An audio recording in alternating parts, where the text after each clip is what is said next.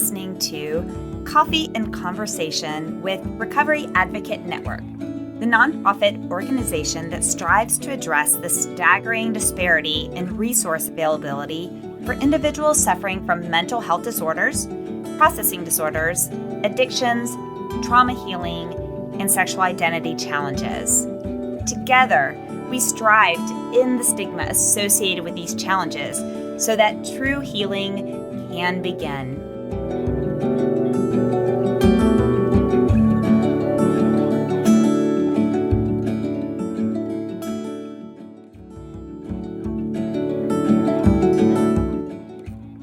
Welcome back to Coffee and Conversation with Recovery Advocate Network. I'm your host, and welcome you to episode number 43. Now, today is a very exciting day. It kicks off our research series where our soon-to-be future Dr. Ben and I will discuss research articles and present them to the community on topics that are meaningful for the community. Now, a little about Ben. Ben is currently a fourth-year MD, MBA student at the University of Central Florida, where he has really excelled in his extracurricular activities focused on medical education. He also runs a nonprofit that he started in 2020 that seeks to develop the next multidisciplinary generation of professionals who can address real-world problems affecting our society from a local to a global level through exceptional mentorship and innovative events. Ben helped create RAN after realizing how difficult it can be with insurance companies in the mental health realm to receive much-needed professional help. Those suffering from trauma, grief, mental illness, and many other difficulties need advocates when they're struggling. We agree. In this episode, Ben and I will review our first research article, and he will also share why he believes RAN's mission of tackling the growing unmet need of mental health resources is so meaningful to him personally. Okay, enough of this talk. Let's do it, right? But first, yep, you know it. It's those 3 C's of engagement. That first one, click that subscribe button and click the notifications. Otherwise, let's see. You're probably busy. You might miss a future episode. So don't forget, just do it now. Okay, 2, commit to staying to the full episode. I mean, I love at the end, really, where Ben shares why he's so passionate about the mission. And I really would love for our listeners to hear a little bit more behind the scenes about the work that we're doing to try and help those of greatest need. And then 3, of course, the third C, is your coffee. So go grab your coffee, fill it up, sit back, relax, and let's get started.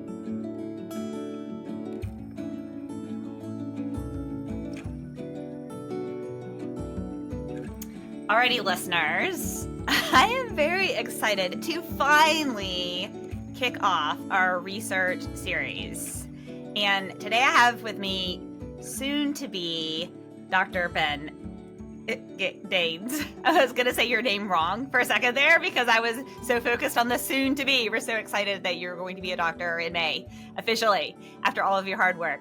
Anyways, Ben had this great idea as part of our mission with RAN being education, reducing the stigma, and these components, having a series that really deals with research journal articles and bringing that science to our listeners. And he and I have been trying to navigate doing this. And of course, when you're in what you're working on right now, it's a challenge and I'm the challenge. So finally, we are here today and I'm super excited to welcome you. And now I'm going to shut up and allow you to introduce yourself. Cool. Sounds good. Thanks, Ange. Happy to be here. I know we recorded this initially a couple months ago, so it's good that we're going to get another go at it and actually put this one out this time. My name is Benjamin Daines. I'm a fourth year. I know, finally, right? My name is Ben. I'm a fourth-year med student. I'm going to University of Central Florida College of Medicine right now, and I'm applying for emergency medicine residency. And I match in March 15th, so at the time of recording this, 2 months and 2 days. Depending when it's released, I may have already matched, so pretty exciting. I'll find out. Open a letter in front of a bunch of people at the same time as every fourth-year medical student in the country and figure out where I live for the next 3 years, so not stressful at all. Can't wait. Yeah. So this time next year, I'll be a resident physician somewhere in an emergency room, maybe near you. So that's kind of a little bit about me right now. In Texas, and I just finished a bunch of rotations. And then fourth year of medical school is quite chill once you get through. I've done about 15 interviews. And so once you kind of get through that, now I'm just hanging out and getting a little bit of a vacation before I get back into it. So, Okay, so I have a question, being that I myself and probably many of the listeners have never gone to med school and never gone through this journey. So is this process, so the 15 interviews, so in the match process, do you go in and basically list your preferences and they go in and list preferences and that's how it's matched? I mean, it's not like suddenly you don't want to go to Alaska and you find out that you're going to be freezing your butt off in Alaska for the next 3 years, right? That's not how it works.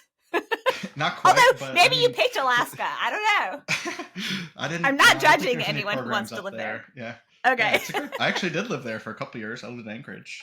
Really? So, yeah, that was fun. But yeah, the match process is, goodness, archaic to say the least. So I applied to about 30 programs. Some people apply to like over 100. I interviewed at about 15 or 16, and then I'll rank those 30 programs like my 1 through 30. And then each of the programs that I interview at, they do their own ranking of students, 1, 2, 3, 4, 500, how many ever they interview. And then the Monday of match week, it's like March 9th, maybe 9th or 10th.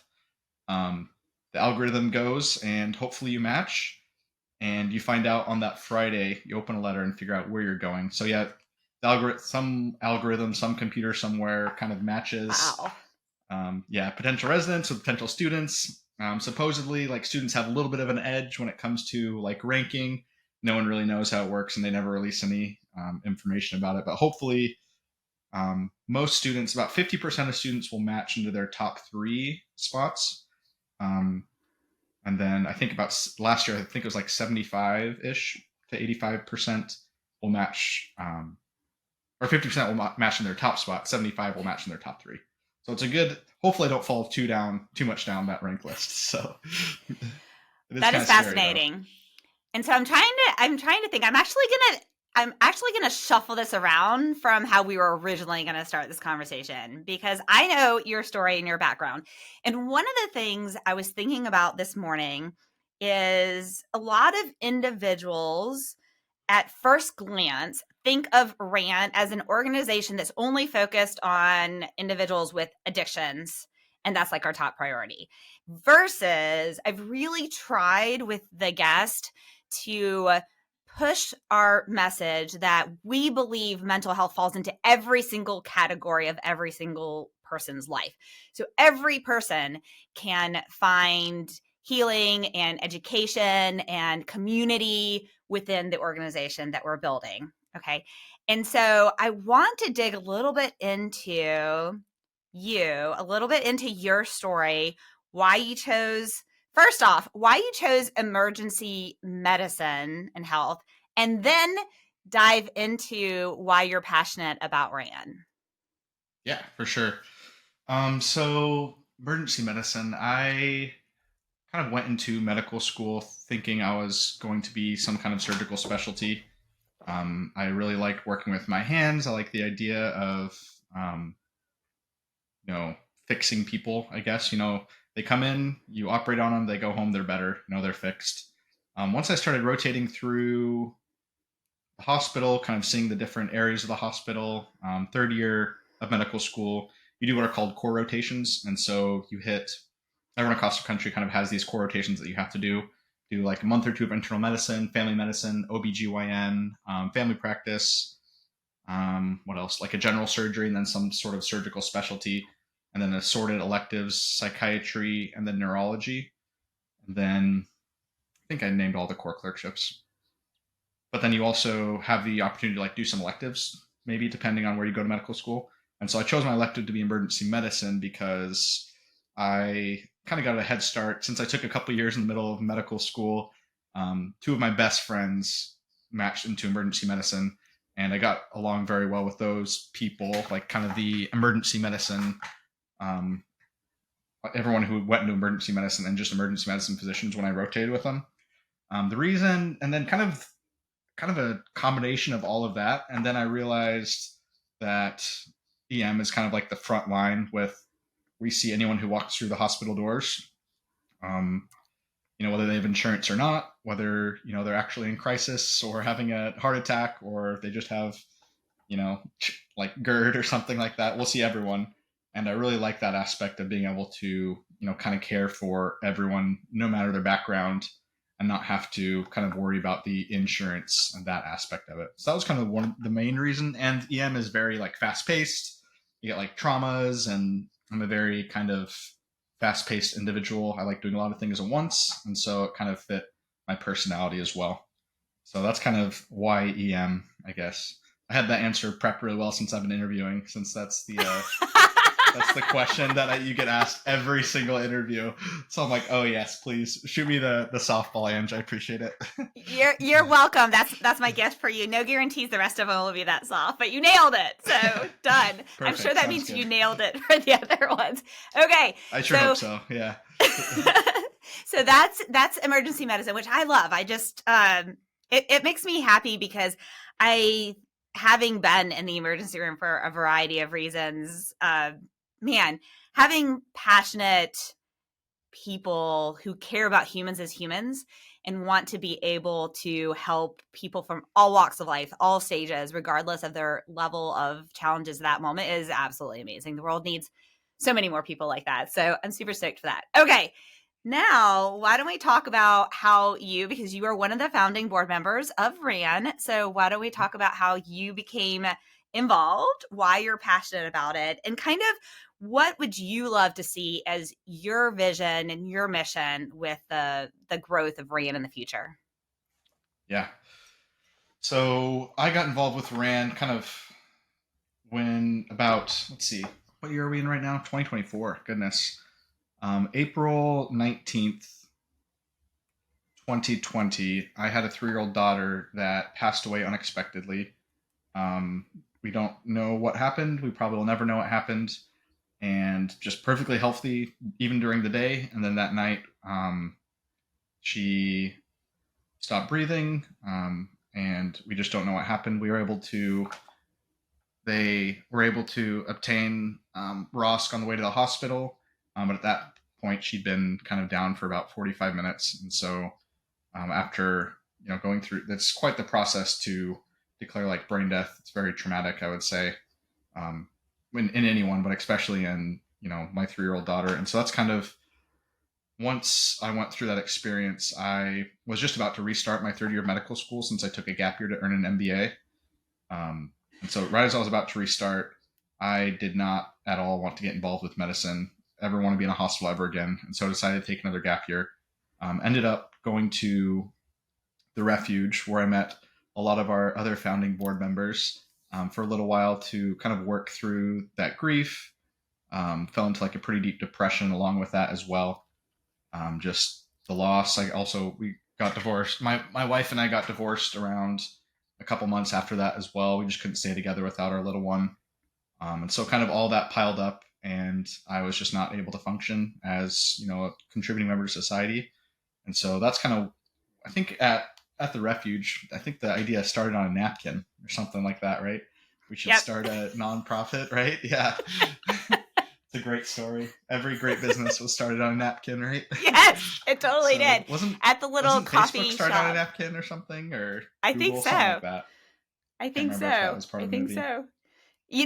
So I'll put this out here now because I can't get in trouble for it now. But when I met you guys and we were at that table and that napkin and stuff, I actually, because I was in what I call eating disorder camp there at the refuge, I actually wasn't supposed to be there. I was like breaking the rules. You were in the cafe where you weren't supposed to be. Yes. And I wasn't allowed to drink coffee. And so I was like breaking all the rules just to hang out with you guys. But I don't know. I feel as if now it kind of played out well, so I'm good with that. But now I don't have any more guilt about it because now it's out in the world. Okay. Now everyone knows. We'll unpack that later, maybe. How about that? There we go. I love that.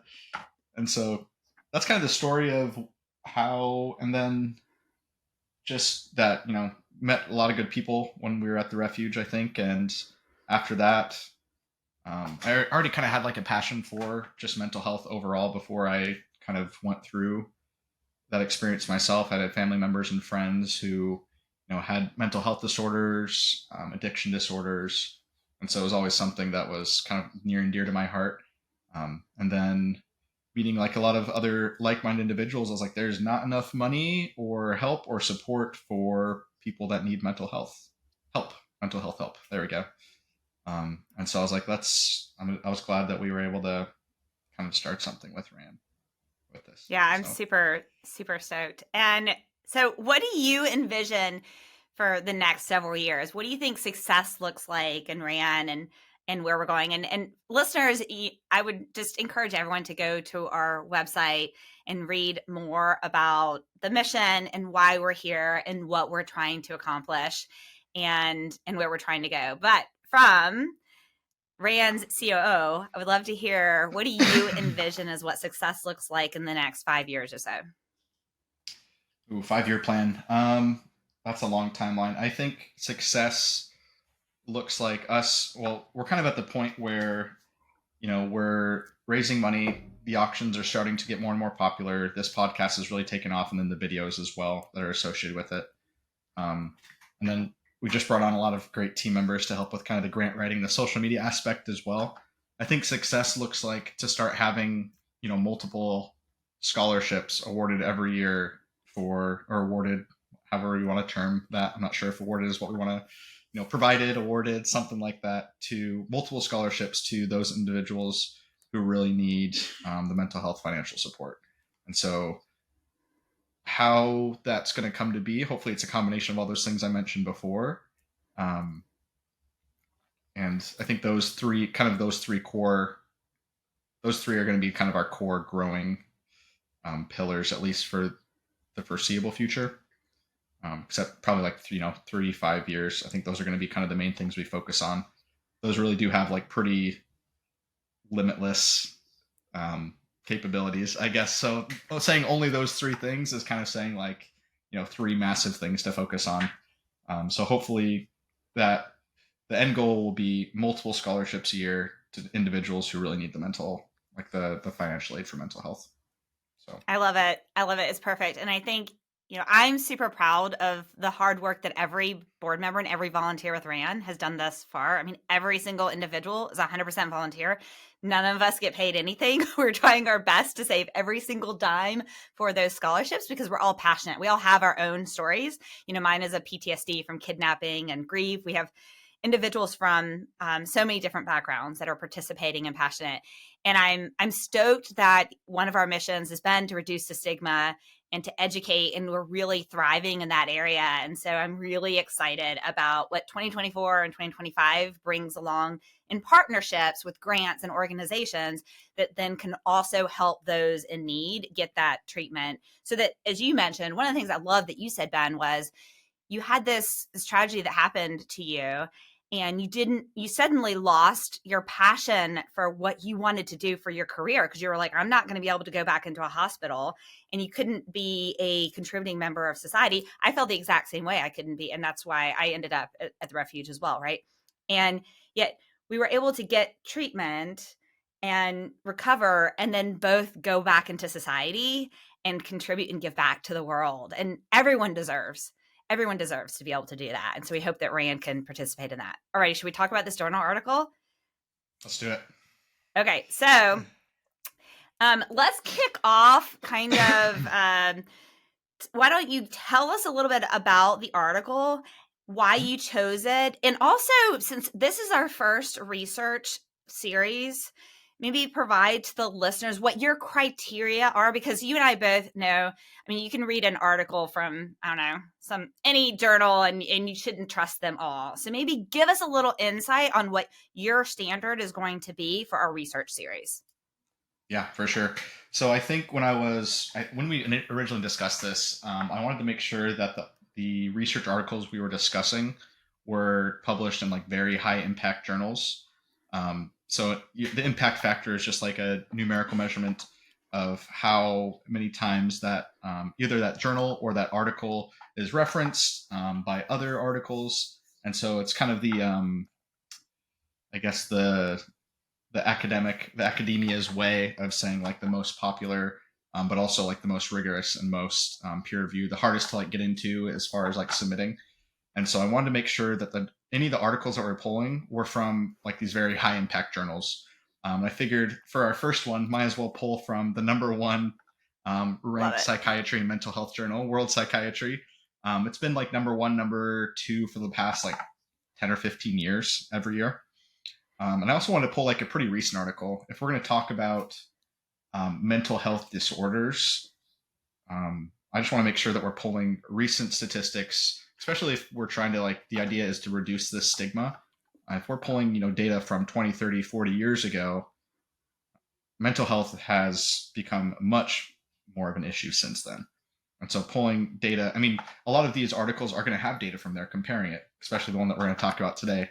But It's good to have that up-to-date data, especially with, I guess, social media and the news and all these things just giving us, scare stories or statistics that are just kind of taken out of, just plucked out of some report or some journal or some article and just used in a, maybe not in a malicious way, but a misleading way. And so those are kind of the criteria that I wanted to look at. And then also like make it interesting, right? That was another one, is like find something that maybe is like a hot topic or trending or something that can be argued or maybe something that was like misconstrued. And so that's kind of the one that I wanted to, this first one. That's the kind of the overall criteria, but also specifically for this first one, because I want listeners to be engaged and interested and looking forward to like what research article we're going to pick next, what topic is hot right now. So love it. And listeners, you can feel free to go to our website, the podcast part on our website, click the comment area and add a comment if you have a research article or a topic that you would like our future Dr. Ben to talk about. So go ahead and do that. But Ben, why don't you go ahead and tell us about what this article is? Kick it off. Yeah, for sure. So I'm going to run through some of the boring stuff to start, but then we'll kind of get into the meat of it as well. So this article is called, the title of it is Prevalence and Trends of Common Mental Disorders from 2007, 2009 to 2019-22. Results from the Netherlands Mental Health Survey and Incidence Studies, Nemesis, including comparison of prevalence rates before versus during the COVID-19 pandemic.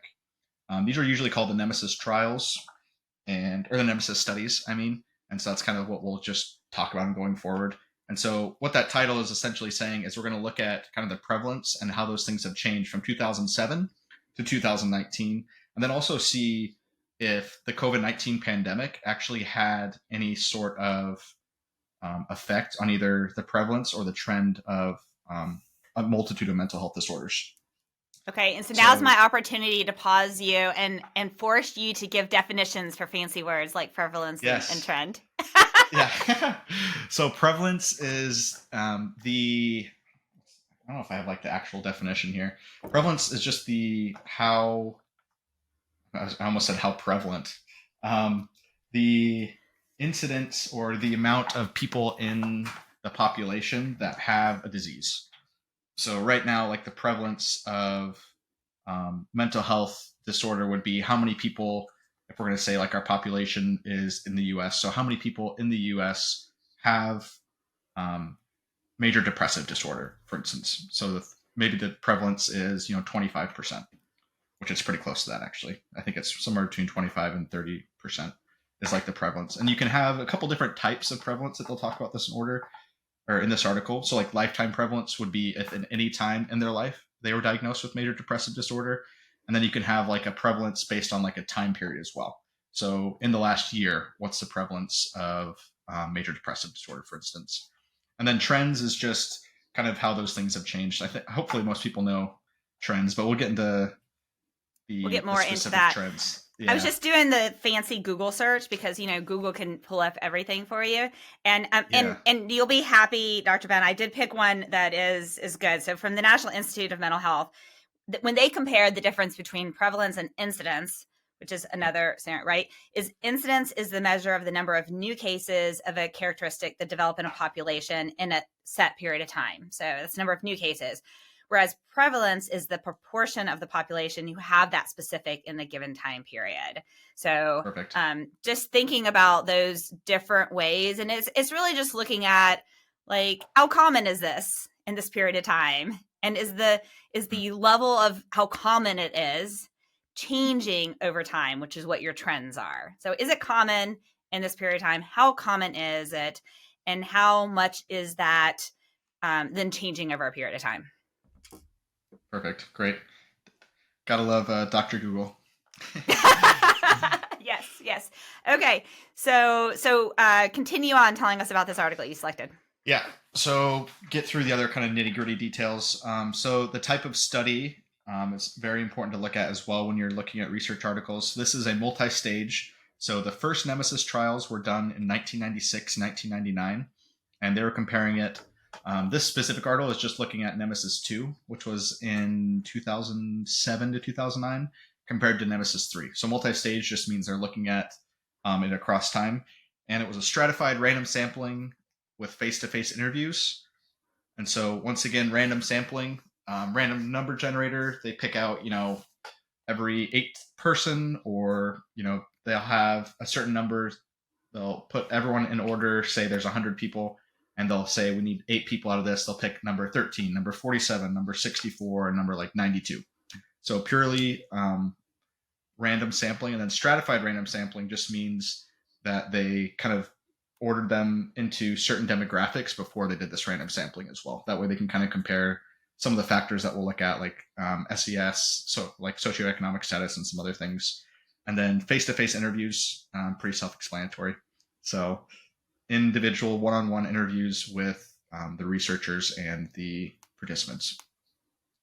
And I was pulling up because I did want to make sure we also covered, I was trying to remember, let's see, where the Netherlands fall into on our listeners list, but also covering, you did choose one that's based in the Netherlands, right? And in looking at our listeners via the podcast, now the video, and I'll say we have listeners now, and in the podcast, we have listeners in over 30 countries around the world. I believe now in the video on YouTube, we have way more than that. And so sure. Yeah. Awesome. My question, though, is the majority are from the United States. And so can you kind of just say, in selecting this, because we are passionate about it being relevant to the audiences from all walks of life, how did you kind of balance those two things? Yeah, great question. So this is something that authors actually discussed as well. I'm going to read a quote from them because I don't want to rephrase it, and they said it very well. Let me find it. It was near the end of the article. Scrolling through. Let's see. All right. The prevalence rates of any mental disorder in the lifetime and in the past 12 months in this sample from the Netherlands are similar to those reported in the US, but higher than those found in other European countries, based on studies dating back to the turn of the century. The most recent population study performed in the US showed similar rates of DSM-5 mood and anxiety disorders, but higher rates of substance use disorders. So essentially that's just saying that the data that they're going to have, both the prevalence, what they looked at over the last 12 months, and then also in the lifetime are similar in the US. But actually in the US, we have higher rates of substance use disorders. So we'll kind of put a little asterisk next to that as we're talking about the substance use numbers, and that the US actually has higher numbers. Perfect. Love it. Alrighty, keep going. I would say I'm not going to interrupt you, but I'm going to interrupt you. No worries. This isn't, no, not at all. This is great. So the population, we kind of talked about this earlier, but it was ages 18 to 75, so adults from the Dutch population, the Netherlands. Excluded were institutionalized individuals, so anyone in a hostel, hospice, or prison. That's kind of like an overview of just the population there. Which I'll pause quickly. here. I will say running clinical trials, that's very common because those populations are considered vulnerable populations. So going back in the history of clinical research, when those populations used to be taken advantage of, and they would run all these trials and studies and stuff on those vulnerable populations that didn't have a right and didn't have a say. And so there are so many regulations that now require those populations to be excluded to ensure their safety and protection of their human rights. Yep. And there's also, I mean, there's a multitude of studies that look at specifically institutionalized individuals as well in mental health. They just do have higher rates of almost everything, higher prevalence rates, both lifetime and like 12-month. I think they did a follow up, like maybe it wasn't Nemesis, it must have been a different one. But just overall, institutionalized individuals have higher rates of all of that. So that would just bring our numbers up as well if we did, try to look at the entire population of the world essentially. So, but yeah, that's a very commonly excluded population, like Ange said.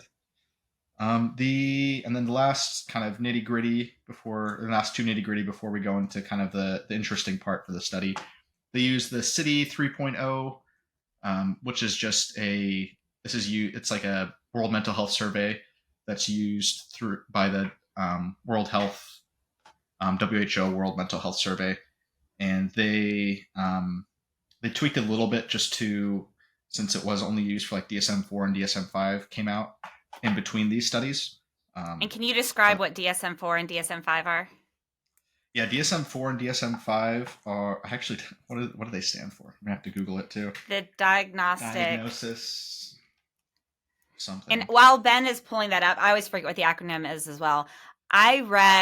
My psychiatrist gave me a phenomenal book to read, and it's called Saving Normal. Highly recommend it to listeners to read it. And it is written by the chair, I believe, of the DSM-4, talking about how this, but while he's looking at what the characteristic is, but what it is that basically it has for every condition says, okay, here's the condition and here are the criteria that need to be met in order for you to have a mental health code for insurance to then charge for it or for you to have it on your medical record. That's what the coding system is. And this is the coding system for mental health. So what does it stand for, Ben? It stands for the Diagnostic and Statistical Manual of Mental Disorders. There we go. Yeah, I wouldn't have guessed that. And we're currently on DSM-5 right now. I have no idea when DSM-6 is going to eventually come out, but that's where we're at. I know. Can't wait for the release. But yeah, DSM-5 was released in 2013, so I was like kind of right in between our Nemesis 2 and Nemesis 3 trial. And so just kind of in order to make sure that they were kind of keeping it constant across the two populations, they had to tweak a little bit.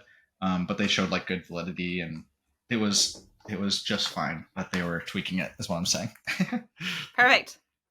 Yeah, and then they just stats. We won't talk about stats. They use logistic regression analysis, which is a very robust, strong association. So that's it. They talked about stats for a while, but we're not going to talk about that.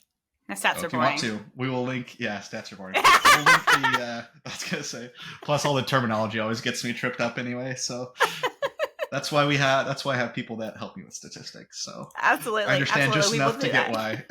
Yes, not my job. So, but yeah, that's kind of all the nitty gritty. But so I guess, and the main thing you asked earlier was like why, or main thing I want to talk about next, I guess, is just why is this study important?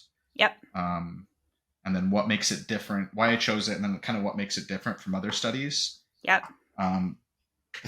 Kind of glance on this, or kind of talked about this briefly earlier, but there is so much data and so many statistics that are released all over the place on the news, on social media, on TikTok, that are just pulled from who knows where.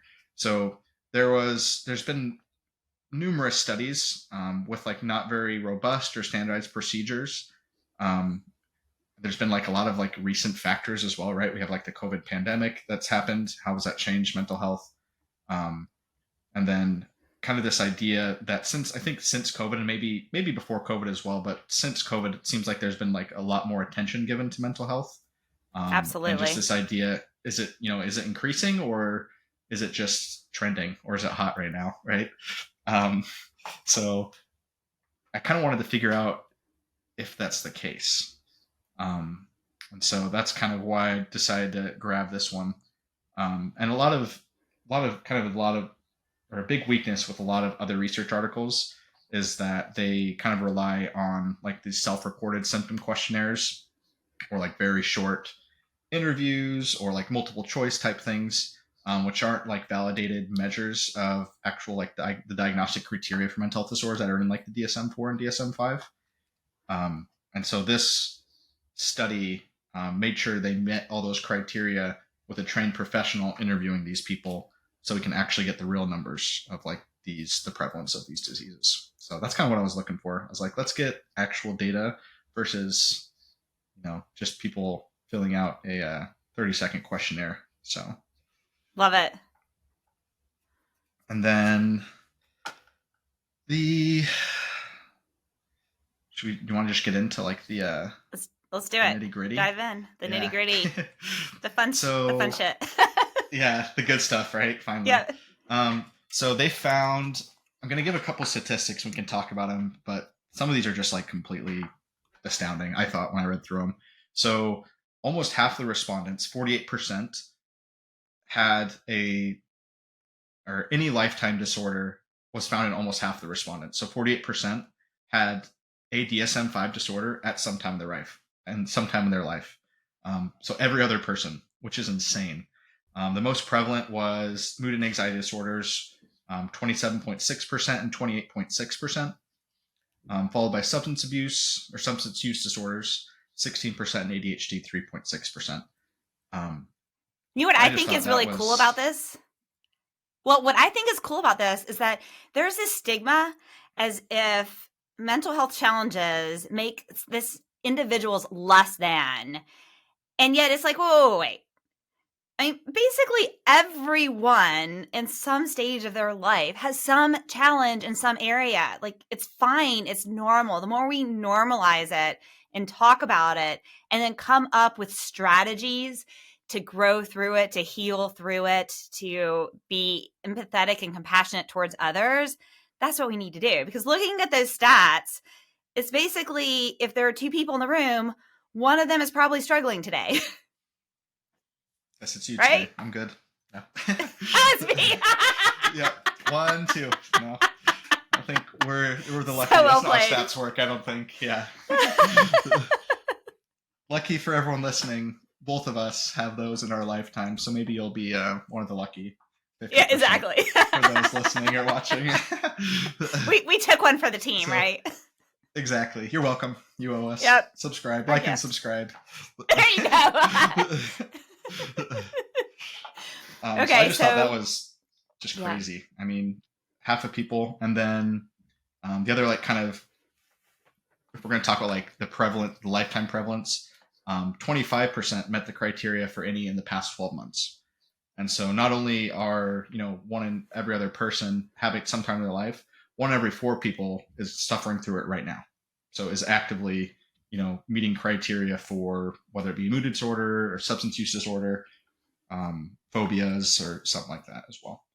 So those or we should say probably not but and, because oftentimes it's multiple, right? Mm-hmm. Yeah, that's just any disorder. So some of those, I think they did, I'll have to pull up the specific numbers, but they did talk about like multiple diagnoses as well. But that's just, like you said, some of those people likely do have, they do have more than one as well. So the most common or most prevalent were, you could probably guess, but major depressive disorder was in a quarter, 25%, followed by a couple phobias. And then the most common substance use disorder was alcohol use disorder at 12.8% in the Netherlands, but like we said, higher in the US. And so I'm not sure how much higher, but more than that, which is pretty significant as well. So that's kind of the big picture prevalence. They talked a little bit about like the socio-demographic like comparisons and correlates. Overall, women were more likely to have any mental disorder in the past 12 months. Overall, women were more likely to have mood and anxiety disorders, while men were more likely to have substance use disorders and ADHD. The risk factors they discussed were these are risk factors for you to have a DSM disorder in the past 12 months. Lower education, lower income, more often had mood disorders, anxiety disorders, and ADHD. Those living alone were more likely to have any disorder versus those living with a partner and children. And then those who are unemployed or disabled were also more likely to have all disorders. And so some of these are like pretty intuitive, would make sense. Maybe not make sense, but is not something that's like super surprising for people. But Right. it's just something that I think we need to be like very aware of. Um, that one in two people have that.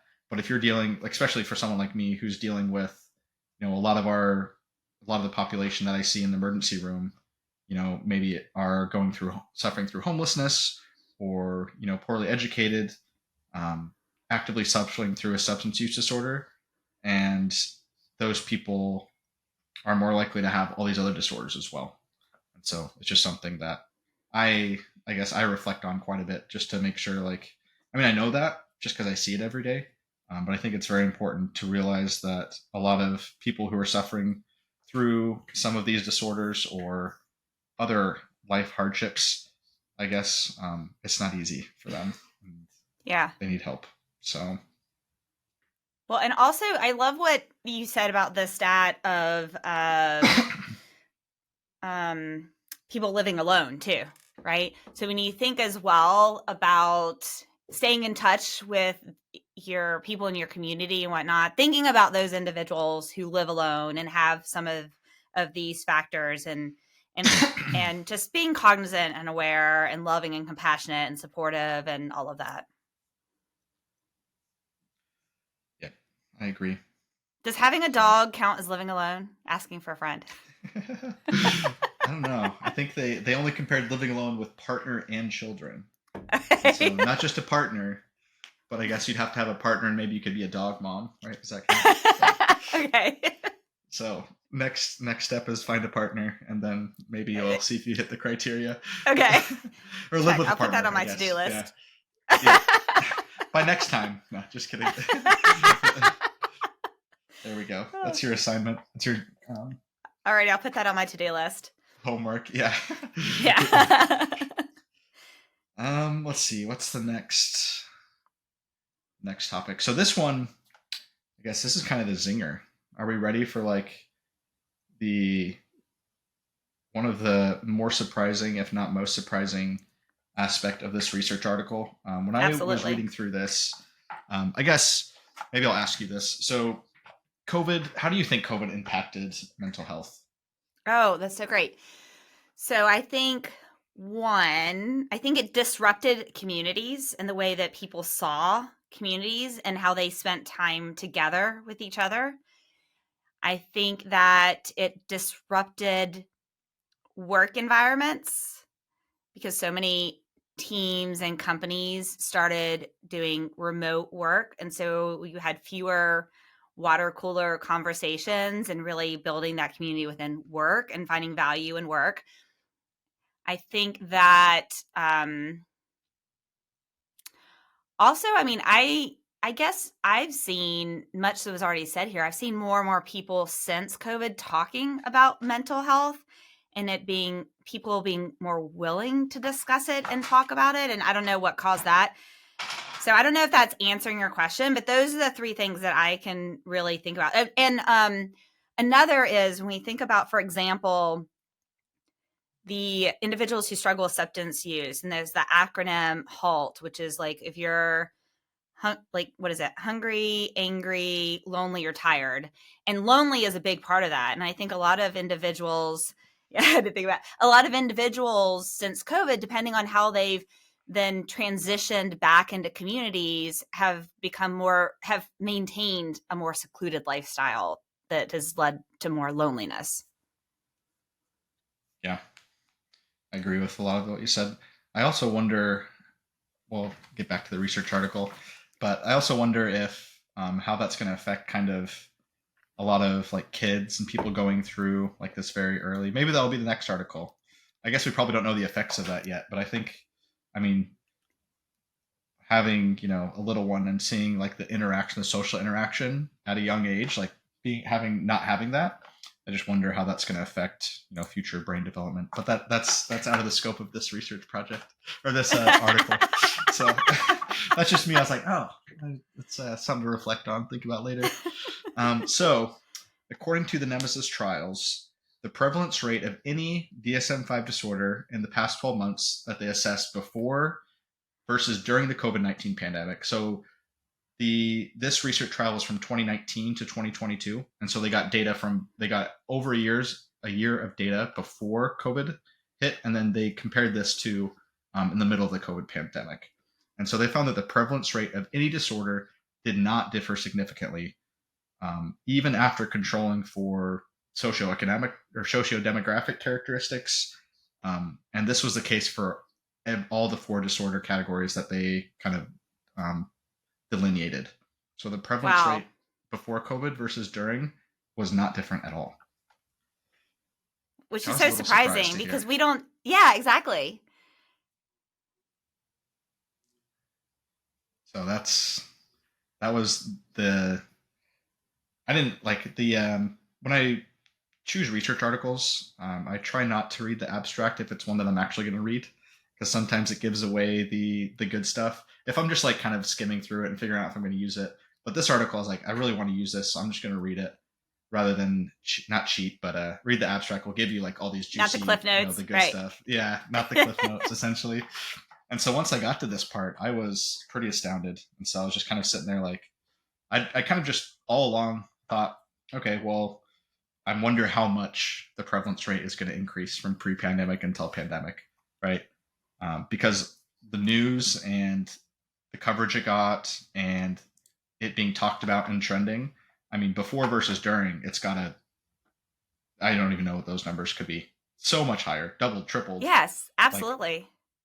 so the fact that it stayed the same I was like, wow, all right, let's see what else they have to say. So, um, that was kind of one of the main conclusions that they had. So the other interesting part of this article was that since they were able to compare Nemesis 2, which was 2007 to 2009, versus Nemesis 3, which was our 2019 COVID data, they were able to compare what we talked about earlier, like the prevalence rates um, between the same population over those 12 years, I guess, 17, 19, yeah, 12 to 15 years, kind of depending where they pulled data.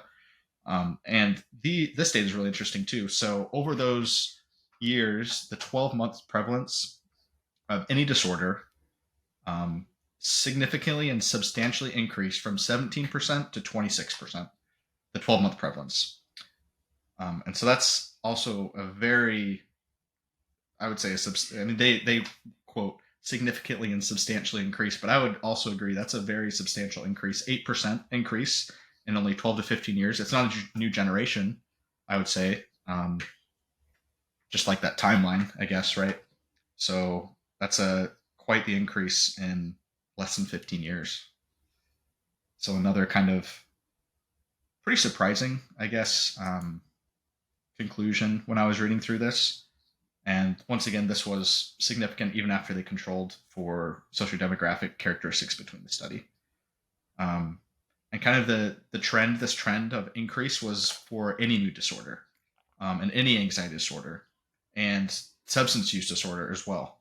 Um, so all mood, anxiety, substance use disorders significantly increased between Nemesis 2 and Nemesis 3. So that was one of the other pretty big conclusions that they had between those years, or between So, and the two pops. when I read this article, Ben, I think the thing that still confuses me, and I'm hoping you can explain it to me, because my brain is caught between these two stats that are very different, right? My brain is confused by, okay, in Nemesis 3, the stats did not increase based on COVID. However, when you compare 2 and 3, you have this huge increase. So in my head, I'm like, wait, aren't those two conflicting, contradictory statements? What's the difference between those two analyses? Yeah, so the overall increase that we're looking at, so both of those numbers are 12-month prevalences. So I guess a simple way to look at this is, instead of going over ranges of years, let's say the cohort we pull is like 2010, which was that would be the Nemesis 2 window. So Right? 2010 versus 2019 would be the first year that we started pulling Nemesis 3 data. Okay. Now, it was over those years of data, but we're just going to just talk about those years. So from 2010 to 2019, plus or minus a couple years, the prevalence of someone who had a mood disorder or any disorder in the past year went from 17 to 26% or 25%. Okay. And then from 2019 to 2020 or post-COVID, that number didn't change. Got it. So it still was 24, 25%, whatever the exact number was that we said earlier. And so over those 9 to 10 years, we had this, over those 9 to 10 years it went up, but then I was expecting kind of at least like more of a bump, right? For COVID. Absolutely. But yeah, those are kind of the two separate conclusions that they had. So something over the past, between 2007, 8, 9 until 2019, those 12 to 15 years, there was just an increase overall by 8%, which is a lot. That's a lot of people. Yeah. Especially if this is a comparable sample to maybe not the rest of the world, but European countries is what they mentioned, and United States. Right. That's tens of millions of people. So what would you say that your key takeaways that you want, if the listener remembers nothing that we talked about today, other than the fact that they should subscribe and turn on their notifications and go to our website and leave comments and donate. Aside from all those things, what are some of the key takeaways that you would love for the listeners to take from this article? I think there's one really important takeaway as well that we haven't mentioned yet that I just want to throw in real quick, and then I'll kind of summarize as well. So this is very specific to us, to RAN. So specialized mental health care needs, which would be kind of the funding that we're providing, hoping to provide for, scholarships for, that would kind of fall into our purview. So specialized mental health care need also significantly and substantially increased from 6.2 to 10%. And so the unmet need, which is kind of the what we're trying to fill, increased from below 2% to 4% as well. Wow. So that's kind of another, which doesn't sound like very much, but once again, if you look at the entire population, that's millions of people that have, now compared to 10, 15 years ago, have a mental health disorder and are not getting their needs met for the specialized mental health care that they need. So I'd say that's one of the most important takeaways that I want my listeners or our listeners to kind of realize is not only has this prevalence increased, people, more people have these disorders, but also the need for care, the unmet need for care is increasing as well.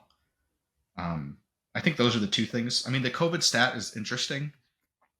The fact that somehow we're talking about it more since COVID, during COVID, the numbers really didn't change statistically. They were not statistically significant changing.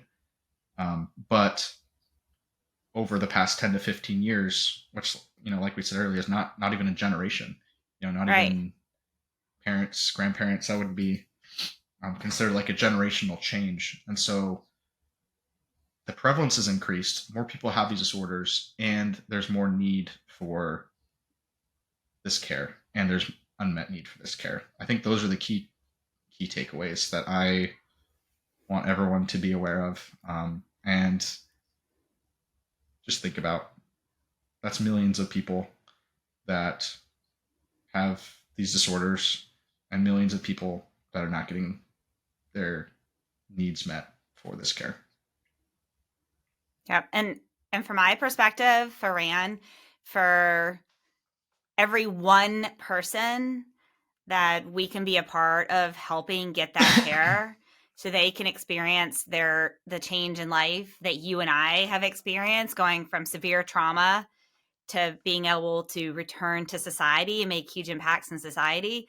Every one individual that RAN and anyone who partners with RAN could make that impact in is just makes all the hard work and the volunteer hours and trying to figure out, I don't know, how we're going to do a podcast or how we're going to do any of this kind of stuff. It makes it all worthwhile for even just one person that we could help. I agree. It's amazing. Even if we what? I said, even if we can only help, a couple people, that's still, we're still putting a dent in it. That's one thing I've kind of had to reflect on a little bit. And that's something that as a physician too, I kind of we'll have to realize is that, no, I'm only seeing 1 or 2 patients. Maybe I'll see 20 or 30 patients on a shift. I think if I try to keep that in perspective, because reading articles like this can be like kind of not depressing, but I mean, sad. I definitely say like that unmet need, thinking about that amount, millions of people more compared to previously that don't have this unmet need for care, kind of gets me overwhelmed a little bit. But I agree with what you were saying with, anything you can do to help someone and anything we can do as RAND or anyone that wants to help us. That's a life, that's a person.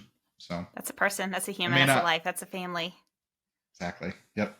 I agree. A community. So. I forgot to ask, because I can't remember the first time we recorded this, and then we deleted it or whatnot. Did you bring your favorite quote? I think I said one last time. I don't think it was very appropriate, if I remember correctly. And I'm pretty sure you would have cut it. I can't remember what it was, though. Well, what's your favorite motivational quote? Well, life is short. Screw it. That's the PG version. Yeah, I think life is short. We don't get a flag. Life is short. And one of the things that I love from when we interviewed Dr. Constance in the book club series, when we talked about 52 weeks of being mindful, one of the quotes in his book that I love is, "Every life matters, including yours. Start acting like it." And I love what you just said, is like, life is short.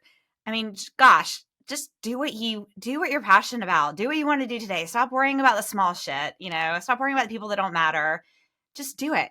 You're not guaranteed tomorrow or any other day in the future. So yeah. So I'm okay with life is short. Just screw it and do it. Exactly. But in a very positive note. I like how I want to make sure that it is, construed in a good way. So absolutely. Well, thank you so much for today and all your hard work. I can't wait to see what we're going to talk about next. Yeah, please let us know if there's anything that you guys, for those listening, there's like a specific topic maybe that is interesting, is trending, or is something that you just want to hear more about. Happy to find some good articles on it and break it down and see if we can make it manageable to talk about in a little bit of time. So absolutely. And you can submit that by going to our website, which is www.recoveryadvocatenetwork.org. And in the top right corner, click the comment button, and you can add your comments there and also explore everything to do with the mission. So thanks so much, Ben. Awesome. Thanks so much. See ya.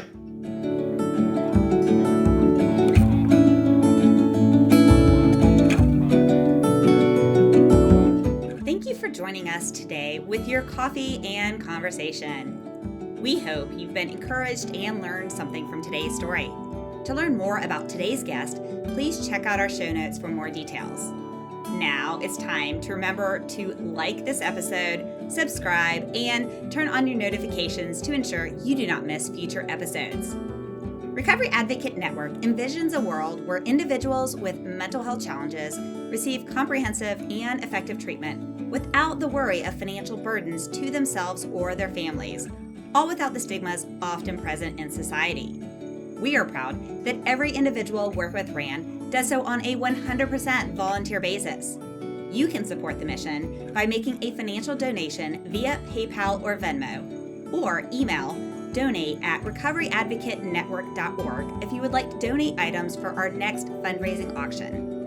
Please visit our website at www.recoveryadvocatenetwork.org to learn more. Now, stay in the loop about upcoming events, future episodes, and more by following us on Facebook, Instagram, Twitter X, TikTok, LinkedIn, and all major podcast platforms. As a reminder, the experiences and advice expressed in this episode are the host and guest's own personal stories and do not represent the opinions of any organization mentioned. RAND is passionate about opening the doors for all voices and experiences, not just those expressed in any particular podcast. If you want to share your experiences or expertise, we encourage you to be a future guest by emailing us at podcast@recoveryadvocatenetwork.org or submit a blog by emailing blog@recoveryadvocate.network.org. We also encourage you to comment on the episode so that we can continue to provide content that is most beneficial to the community. How do you do that? Visit our website at www.recoveryadvocate.network.org, and in the top right corner, click that comment button and comment. So listeners, what do you need to do? Pause what you're doing, subscribe, follow us. Please give us a like and a 5-star rating, write some meaningful comments, and most importantly, share these episodes with your friends. You never know whose heart you will touch, so please be a part of a reason someone has new hope today. If this episode was triggering to you, we encourage you to contact your support system, therapist, national and community support groups, the Global Crisis Text Line by texting 741-741, and/or if in the U.S., dialing 988 to reach the Suicide and Crisis Lifeline. If you're in the U.S. and need additional resources such as shelter, support group resources, transportation, food, and/or a safe, confidential path out of physical or emotional domestic abuse, please call 211 or visit www.211info.org for assistance. Now, we know you are very busy, and we are grateful that you said yes to sharing time with us today. If you stuck to our 3 C's of engagement and listened to the full episode, then visit the podcast section of our website and leave the comment about the podcast, and you'll be entered to win an autographed copy of one of the books from one of our book club series, as well as a Coffee and Conversation coffee mug. So thanks again. Until next time, back to your coffee.